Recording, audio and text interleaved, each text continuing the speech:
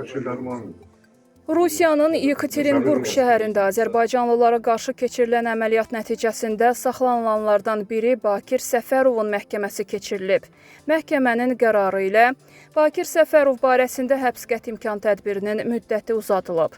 Belə ki, məhkəmə Bakir Səfərov barəsində 22 günlük həbs qəti imkan tədbiri seçərək, onu iyulun 19-nadək istintaq təcridxanasına göndərib. Xatırladaq ki, iyunun 27-si səhər saatlarında Rusiya Federal Təhlükəsizlik Xidməti Yekaterinburg şəhərində azərbaycanlıların yaşadığı evlərə basqın edib. Hadisə zamanı 2 azərbaycanlı qardaş öldürülüb, bir neçə nəfər saxlanılıb.